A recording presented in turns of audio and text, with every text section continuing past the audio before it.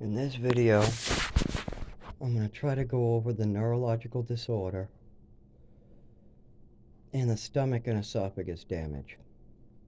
When it started, how it started, what was going on at that time, what doctors were saying, what teachers were saying, what my parents were saying, what actions were being taken, and what was being done, what symptoms did I feel, when did it start, when did it get worse, what is happening now at the end.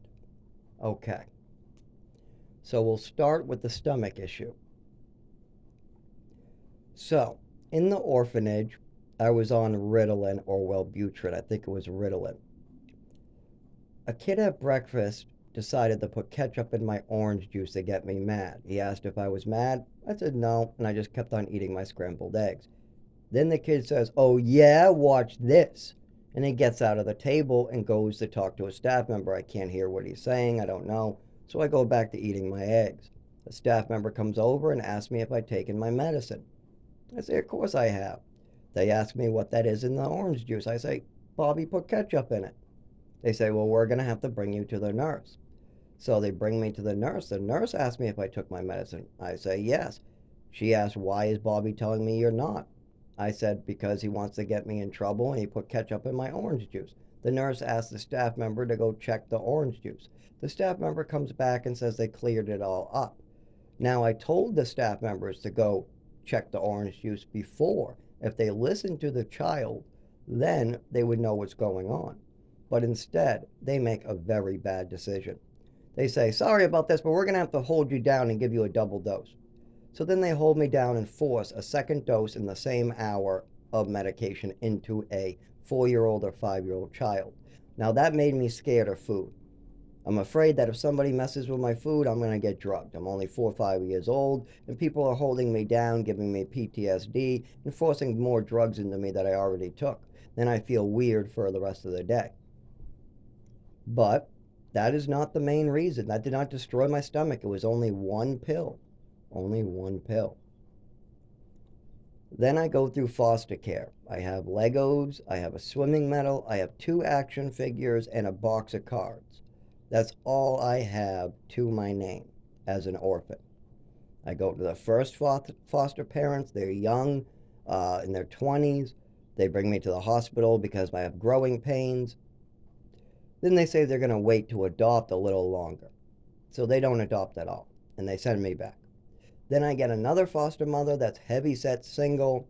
She's bringing me through Walmart. She has me just look at some quick little eye exam, not like a real eye exam, just like one of these quick little ones. She goes, "Oh, yeah, you have something wrong." I go, "How do you know?"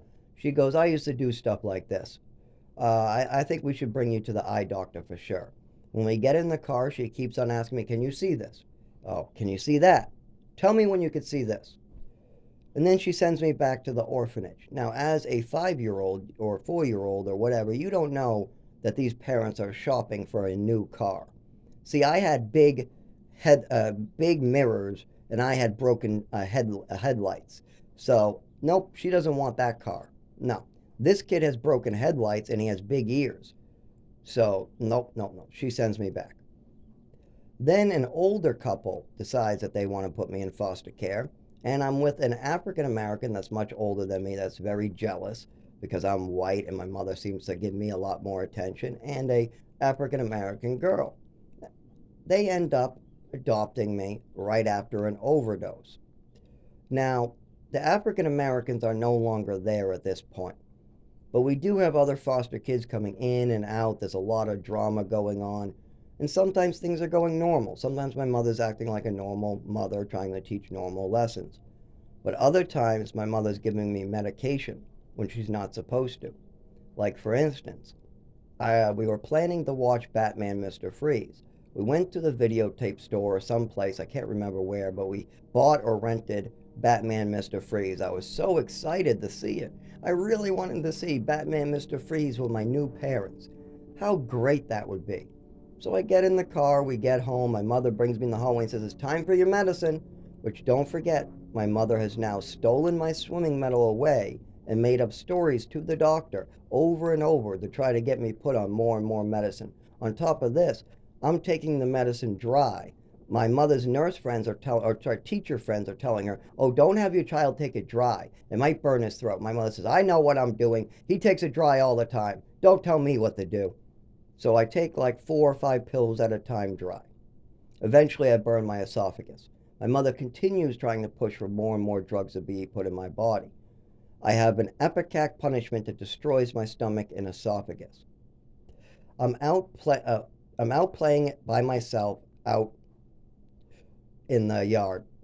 A person walks by to me who I think is my half brother or my mother's son, who's in his 20s, named Jeff. This individual, this adult, sees me about to pick a mushroom, a red mushroom, and I'm kind of looking at it like I'm going to eat it. This adult says, put that down. What are you trying to do? Kill yourself? No, sorry. What are you trying to do? Commit suicide? What are you trying to do? Commit suicide? Don't eat that. And I don't know really what's going on. I don't understand the context. I'm only like 5 to 7 years old. So we put the mushroom down and I go back inside. Actually, I'm 7. I'm about 7. But my 4 to 5 year old nephew comes over to visit like a week later. And they tell us to play outside again. So we're playing outside. Me and my nephew are playing outside. I see this red mushroom that looks yummy again. I still don't understand what that parent was talking about. They said, I'm trying to commit suicide. Is that what they call eating this like a pizza? I don't understand that word. I have not been allowed to watch adult movies. Nobody's talked to me like an adult. See, my nephew was allowed to overhear adult talk, adult movies. That's probably where he overheard the word suicide. But at the age of 4 to 7, you don't have a lot of concepts like words. Your vocabulary is very small.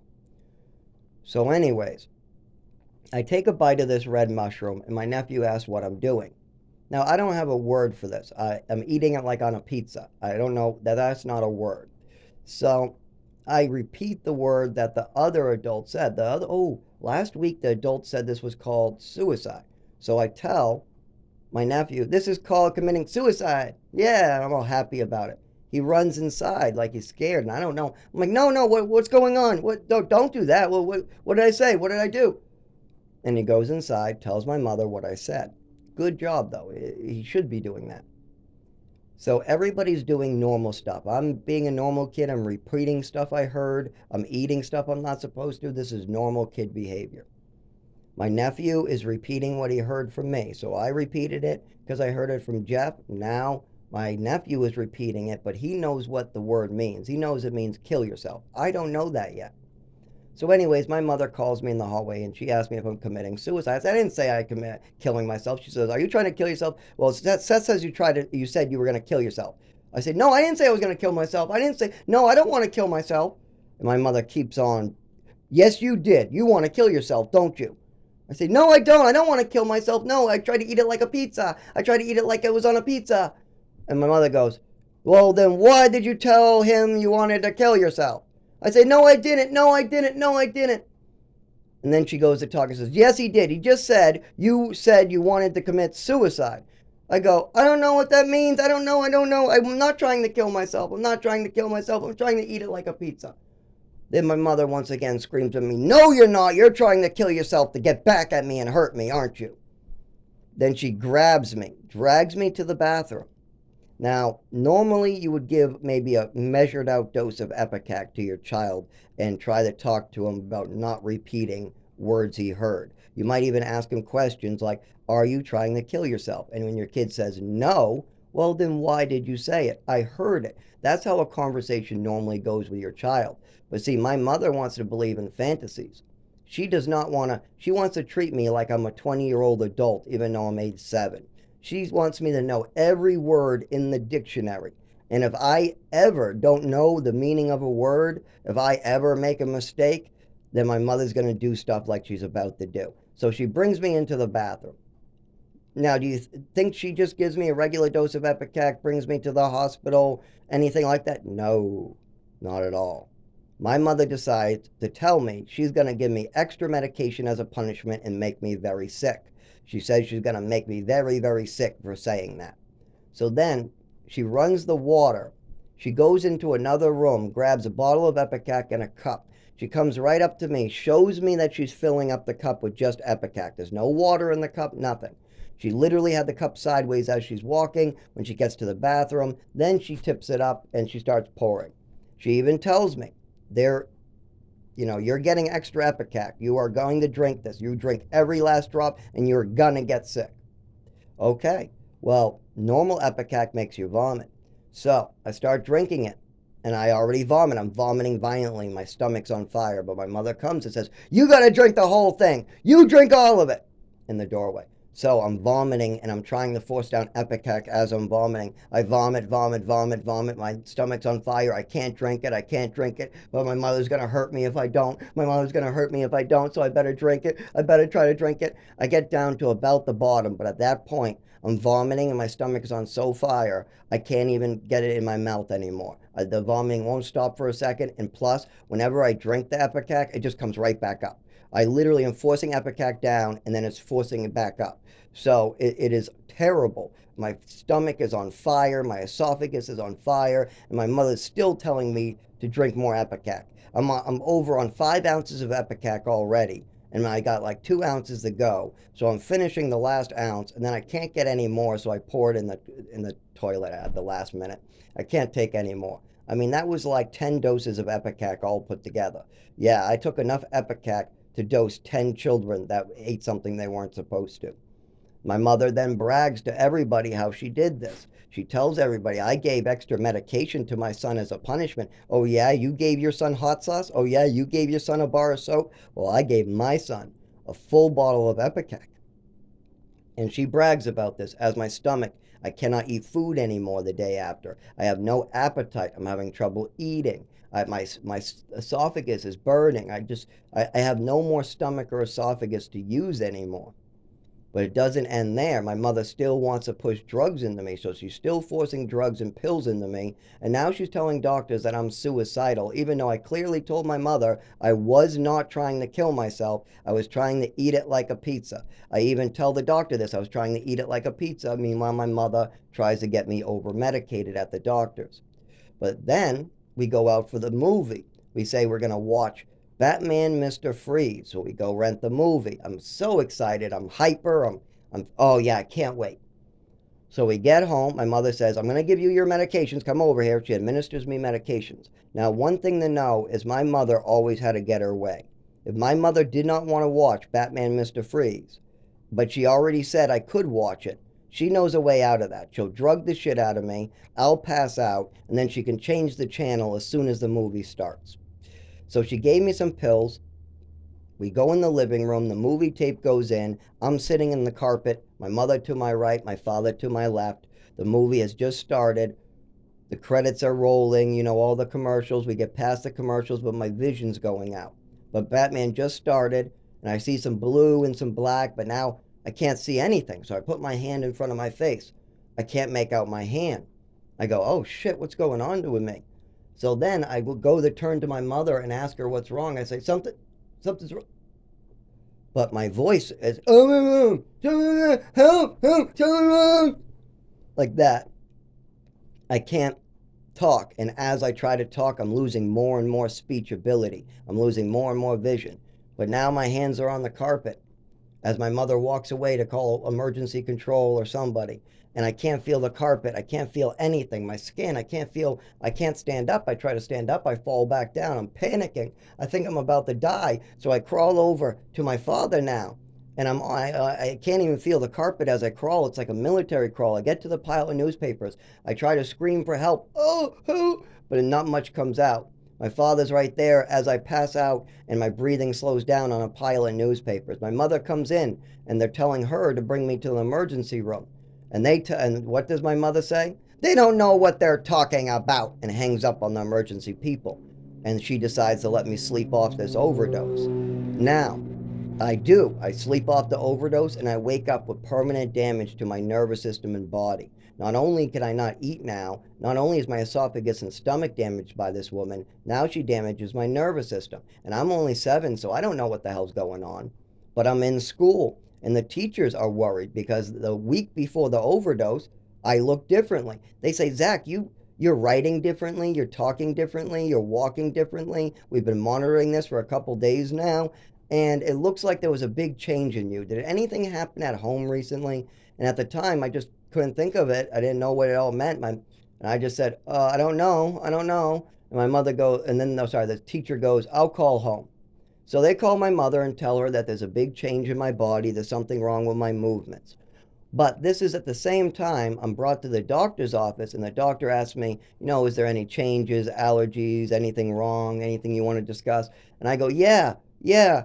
I took some medication and I lost my ability to see. I lost the ability to feel. I lost the ability to talk. I lost the ability to do anything. It was like I lost all my senses. I don't know what's going on." And then the doctor's all concerned. And he looks at my parents and goes, "What the hell is he talking about?" My mother goes, "Oh, yeah, I know what that is. I administered my kid some medication and he had an allergy attack." My father's just sitting there quietly. The doctor then goes to my mother and says, "Oh, what medications was he on?" And my mother's response is, "Oh, I don't remember. I don't know. It's not important." And dodges the question and moves on to another topic. Right after the teacher started calling home, I went into physical and speech therapy, which they realized there was a big change in me. I went from being first in swimming class to not even being able to write my name properly. Being able to write my name and then not being able to write my name. Being able to walk one way and then I'm walking a different way. So the teachers, the doctors, everybody that's known me for a while now sees this big change. They're calling my parents. I'm in physical therapy, speech therapy. The doctors are looking into it. So what do you think my mother does? She puts me in ballet, tap dancing, says I'm cured, and brings me to Texas and cuts off all information regarding my physical therapy, speech therapy, my movements, the overdose, or anything to do with what she did to me. She doesn't want to discuss the Epicac punishment or the overdose. The two biggest disabilities I have at this point, my mother wants to hide. She also wants to make up stories about made up mental illnesses that don't exist. Like she would steal my swimming medal away, say that I have fantasies, I'm a liar, I'm a thief, and I have attachment disorder. And what is her proof for this at the doctor's? A stolen swimming medal that a staff member wrote my name on and gave to me for treading water at the orphanage, or actually at the YMCA that the orphanage brought us, longer than any other kid. But my mother's making up stories about this medal, telling the doctor, "I know he wrote his old last name on there to hurt me. I know he's making up a fantasy about this medal. I know he's lying about this medal. I know he stole this medal. I want pills to give to my son. I want pills in my son. I need medications in my son. I want to shut up my son." Meanwhile, don't forget, my mother's shutting me up for my own adoption. Yes, she said she brought me to some part of the adoption. She said, "This is part of the adoption." We went in right after she administered me meds and I was passed out in the car. The meds are still kicked in. I'm having trouble walking. I get to the wooden bench and I can't stay awake, so I pass out clean.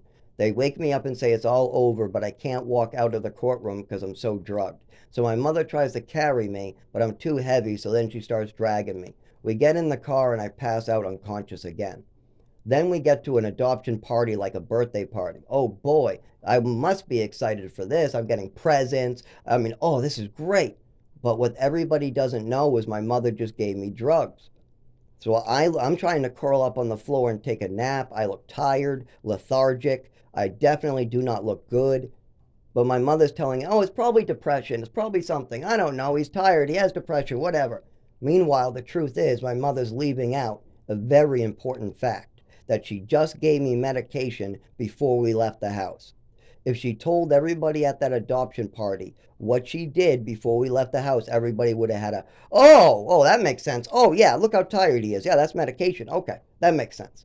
But my mother's once again leaving out context and making up illnesses like depression and stuff like that, even though she just gave me pills and all I want to do is take a nap on the floor because of those pills. So what does she do to cover up all these mistakes now that doctors and teachers are seeing some of what's going on with me? She has to shut it up quick. Oh my God, too many people know. So she decides to cut off all doctors, all teachers, cut off everything and move me to Texas. But in Texas, I want help too. I mean, I am putting on jackets because I'm feeling like I'm getting tased in the back. So I'm putting on jackets while everybody else is in t-shirts. I'm falling down at times I'm not supposed to fall down. I'm having speech difficulty when I'm not supposed to be having speech difficulty. And I'm helping all the teachers with other students. Everybody thinks I'm the kindest, hardest kid in the world. So when we're at the doctor's, what do you think I ask them to help me with? My neurological disorder. I tell them about the overdose. I tell them I lost feeling in my body. Then my mother lies through her teeth again. But the doctors heard about it. So what does my mother do? She cuts off all doctors, all teachers, and moves me to a place where there is no doctors or teachers, where they've never had any medical history, where they don't know what I was like for the last 10 years or what's been going on with me. But after that, my father sues that place because it was dangerous, wins a bunch of money. Do I get medical care then? Absolutely not. My father wants to make some more money selling properties in Maine. So they moved me to Maine. No doctors, no teachers, just being homeschooled by a crazy lunatic. Okay. How about when we move to Chelmsford? Do I get the help with my neurological disorder then? No, my mother covers it up by making up mental illness stories over and over. So yes, I feel like my stomach's on fire at times. I've been vomiting. At the age of 13, I was sick to my stomach. At the age of 7, I say it goes back 20 years. But I was having stomach issues all the way until the point I first met this mother. I was afraid of food a little bit because of what happened to me at breakfast at the orphanage. But that was just anxiety. You can get over anxiety. But then my mother literally destroys my stomach and esophagus, poisons me with pills, and gives me an overdose. And I can never seem to eat the same again. I have no appetite. My stomach feels on fire at times. My esophagus is on fire at times. My mother is letting me take my pills dry. Just all different types of crazy shit. But why can't I get help today? Because my father and mother buried this so deep. They made up so many lies and fantasies. My father gave my mother so much money to make up stories with doctors. Like I'll give you, for instance, my mother was making up a story. My father paid and drove 2.5 hours to a doctor that was writing a book, and my mother really liked him because he was writing a book. This was my mother's favorite doctor because he only listened to her. He did not give a shit what I was saying. Like, I'll give you an example. My mother was making up a story about my swimming medal again, and I interrupted. They just wanted me drawing a picture. I was just drawing a picture, something like that, just fiddling around. I wasn't allowed to talk. But then my mother just keeps on lying and lying and making up stories. So I say, stop lying. Don't make up lies about me. And then my mother goes, see, it's a fantasy. And what do you think the doctor does? You think he asked me, why do you think your mother's lying? Why, no, give me an example of your mother's lie. Or what happened with the swimming medal? Where did that swimming medal really come from? Why does that hurt you so much? Because you're giving me medications based upon a fantasy? But instead, you know what the doctor does? Just let all that go. If your mother poisons you, if she steals your stuff, if your mother makes lies about you, just let it go. Let your mother make lies about you. Just let her do it. Just let your mother do all these horrible things. Just let her. Because once again, my mother is controlling the narrative with fraudulent and fake information that she knows is not true. Like, for instance, what did my mother really know about that swimming medal? The only thing my mother knew is she never saw it before. That's it. When I showed my mother my swimming medal, she had never ever seen that medal before. That's it. It had my name on it. It had my old last name from the orphanage on it. And my mother had never seen it before. But have I seen it? Oh, yeah. Had all the kids in the orphanage seen it? Oh, yeah. Did the staff at the orphanage see it? Oh, yeah.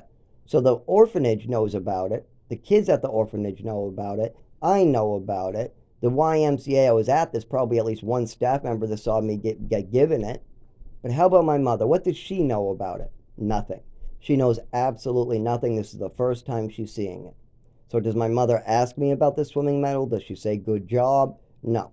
She says I'm a thief. She steals a child's accomplishment away, kills his self-esteem. On top of that, then he brings him to the doctor, makes up fantasy after fantasy. And whenever I cry and say she is stealing my stuff and this is hurting me, my mother just calls it a fantasy. He's mentally ill and gets me put on drugs. She did this at age 7, 8, 9, 10, 11, 12, 13, 14, 15, 16, 17, 18, 19. She tried this bullshit through my whole childhood. And not only that, because my father was letting her just go psycho, off the rails, she died of liver failure because she was drinking alcohol and taking pills out of the closet. Where if my father says that's not true, then he's a lying piece of shit. Because my mother admitted that she was stealing my Vicodin right to him. My mother drank booze with 20% of her liver failing, as the doctors told my father that it would be dangerous to drink as when you're yellow and you're going through liver failure. But my mother was supposed to be coming home to say goodbye to the family, and instead she went straight for the liquor cabinet and started to drink. While her liver is failing, she literally went back to the hospital the next morning, and then she just passed away. She might have not got the liver transplant because they found alcohol in her blood. That might have been a test. And because I know alcohol stays in, they must have seen alcohol in her system that next morning. Something my father might not understand. That alcohol breathalyzers can't show up after a day, but the blood work is like 3, 4 days. If you drink alcohol and you get blood work done at an emergency room, they can find the booze 3 days later. I don't think my mother and father really understood some of these time limits. I think that they just figured she's not a drinker. We need a liver transplant is the best way to go. Where I agree. If my wife needed a liver transplant and she was a heavy drinker, I wouldn't be telling no fucking doctors that. That's for sure. But I also definitely would let my son visit his dying mother. I would not be trying to lock my son up in a house, preventing him from seeing his dying mother, then trying to take his inheritance and his social security.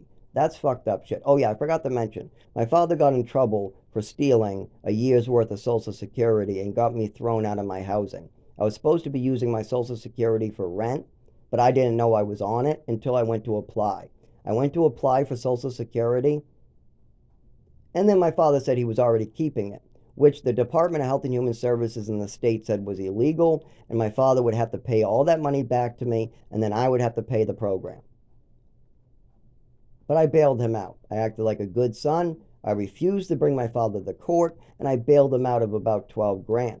But he made an agreement to pay for a Social Security lawyer and do everything in his power to make sure I kept my Social Security.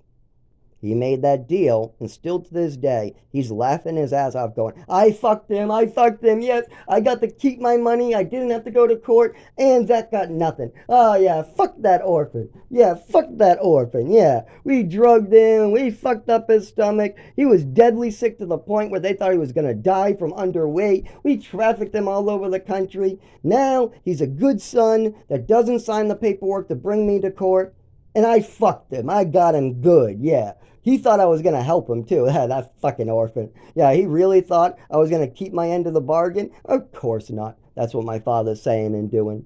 Or he's going, oh, no, I don't have to keep my end of the bargain because I don't like what he said. Yeah, Zach said something I didn't like, so I get to bail out on the deal. That's fucked up shit. That's fucked up. That is somebody with a mental illness. That is somebody who doesn't understand right from wrong. And that's the problem I'm having now. I'm trying to work with my father on this, but it seems like he wants to do wrong because it's easier and more fun. It's more fun to lie, manipulate, go along with fantasies, live in a fantasy land, and hurt your son, as long as that helps you be happy. That's my father's logic. Even after he's seen and heard everything, he's going to call me a liar. Even though there's hundreds of witnesses through childhood. I mean, I had teachers come up to me and say, sorry, your mother's a nut. I mean, not even kidding. My mother, I helped out another student in class. My teachers told me that they were going to give me a great review. They said I did a great job, and they want to make sure that my mother and father know how good I did. I said, thank you. I said, that's great. Oh, that's great.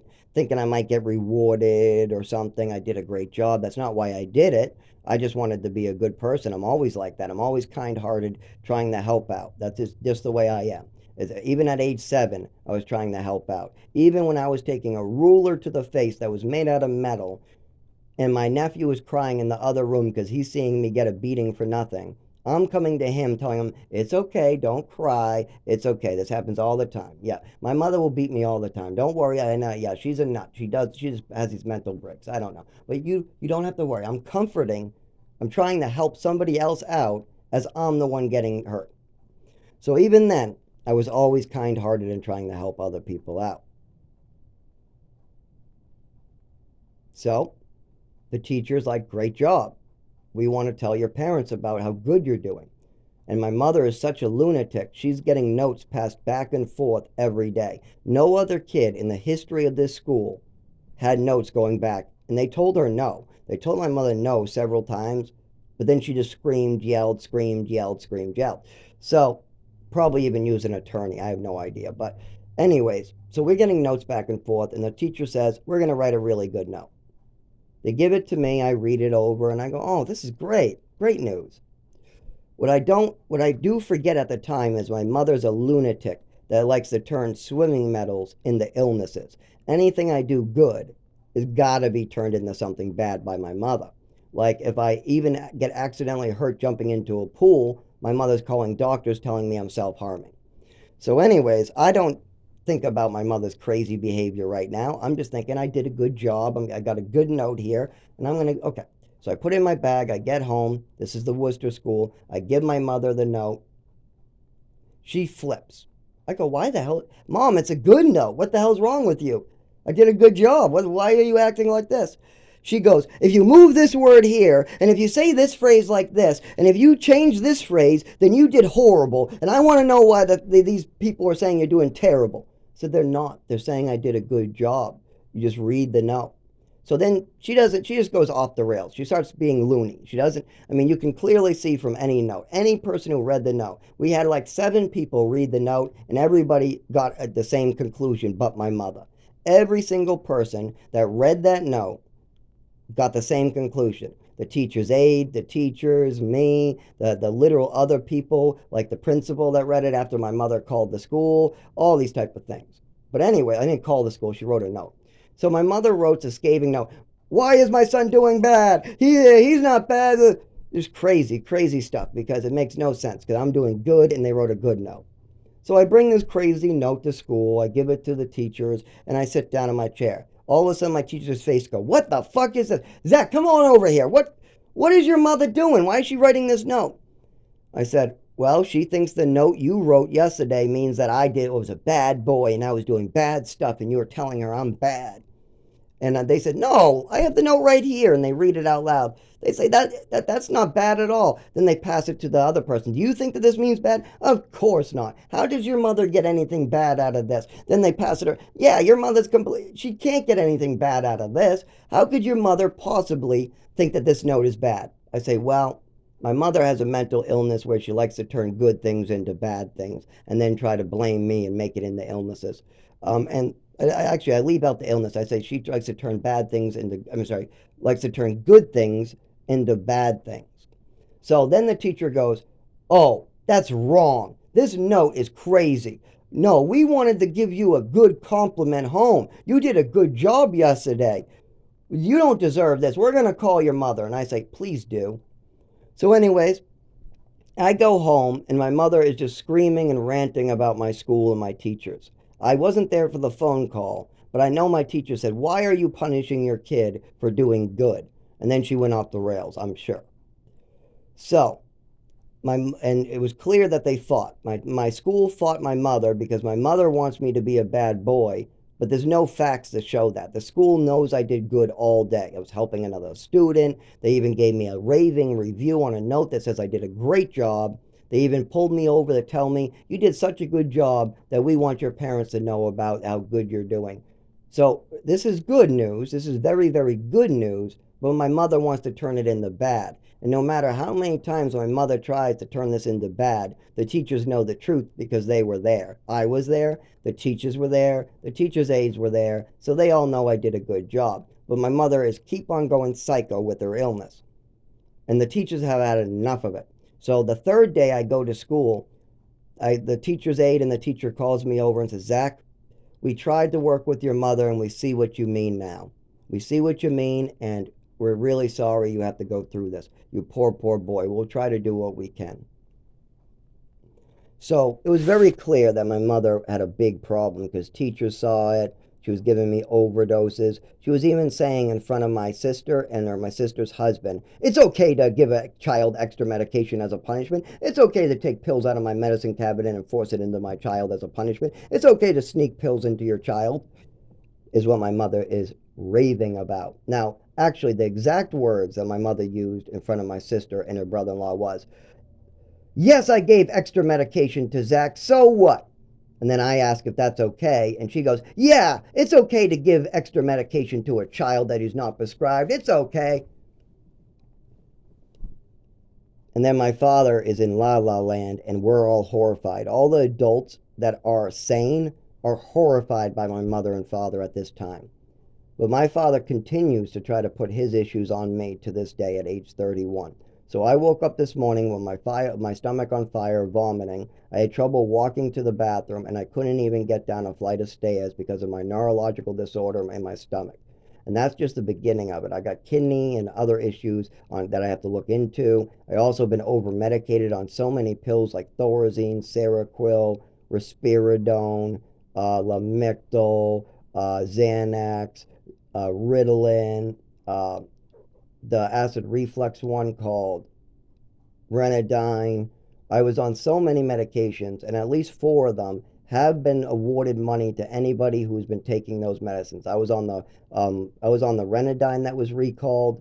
I've been taking Seroquel in extremely high doses for no reason other than my mother's insanity. Doctors overprescribed me when I said I needed something for sleep, and that's because the sleeping meds they were giving me was causing me hangovers, and I was scared I might die in the middle of the night, so I couldn't sleep while I thought I might die from my medication. So I told the doctor that my heart felt painful, I felt scared, I felt like all these things, and my doctor just doubled the dose of Seroquel. So yeah, there's money being awarded to people like me for that as well. I took a lot of Thorazine during childhood because my mother wanted me to take it and brainwash me into thinking I needed it. And Thorazine also can cause some problems with the movement of the legs. I already have a neurological disorder since age 7, but the Thorazine might have made something worse with my legs.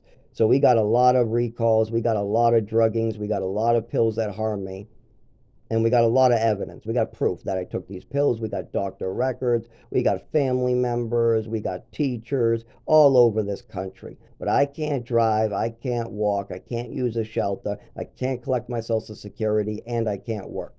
So what are my options to do all this work? I've been doing it for 11 years, and they're about to have me restart for 100th time. They're going to throw me off the grid. I'll have to wander off the grid until I get back on the grid. And then once when I'm back on the grid, I have to restart for another 11 years. I don't think I'm going to make it. It's already been 25. I've already suffered and had seizure after seizure, illness after illness, problem with medication after problem with medication, mother acting psycho hurting me, mother acting me psycho hurting me, illness, not being treated, not being treated, not being treated. Meanwhile, I get things that I don't even need for 25 years.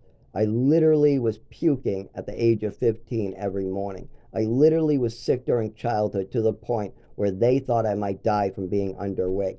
I was so sick that I was talking about an overdose with the doctor and my mother was lying about it. I was so sick after my mother gave me a full bottle of Epicac that my stomach and esophagus was never the same. And my mother admitted to some of these, but it was really hard for me to get her to admit to them. Her go-to was the lie. The only reason why she told the truth in front of my sister was because before we started, I said, and let me guess, you're going to lie and make up a story, right? And by saying that ahead of time, my mother had nowhere to go but the truth. But it doesn't matter unless these people come forward with me and we handle it. If not, I have to pay for somebody else's choices. I have to suffer greatly, even more than I already have. And I'm done. 25 years is enough. If I have to suffer another year off the grid because of somebody else wanting to cripple a child, I'm coming for some people. I'm done. I'm done. I'm not going to live like this in the woods. No way. No more. No, no, no. If I can't work, collect Social Security, drive, walk, or use a shelter, I'm going after the motherfuckers that made that possible. Everybody else gets to use a shelter. Everybody else in my condition with even half of my disabilities is on Social Security. Everybody else who works doesn't fall down and have seizures on the way. Everybody else drives. Nobody else was born normal with just ADHD and then gets to the point I am. No, that doesn't happen unless you have a crazy ass mother and father like mine. So I've given my father respect for years. I've been nice about this. I've been asking him to handle this. I've been giving him proof, evidence that he was there for. I've been telling him to talk to relatives that were there for. He saw his mother my mother popping pills. She even admitted it to him. He saw my mother dying of liver failure while still trying to force alcohol down her gullet. He knows. He's seen her act crazy in the car in general. When I jumped in a pool and caught the back of my foot open, and multiple witnesses came forward saying it was an accident, obviously, from you could see from the injury, my mother's still trying to tell my doctor to medicate me because I'm a self-harmer. Of course, that fucks with my head. Having everybody believe you're a self-harmer, being on medications for that and not being one, is going to turn you into one. It's going to fuck you over good. And that's exactly what my father and mother keep on doing. They keep on going into fantasy land, trying to get their son hurt to cover up the mistakes they made in Westford. And then lots more. There's lots more, but that's the main one they don't want me talking about. They want me bringing their dirty little secrets to my grave.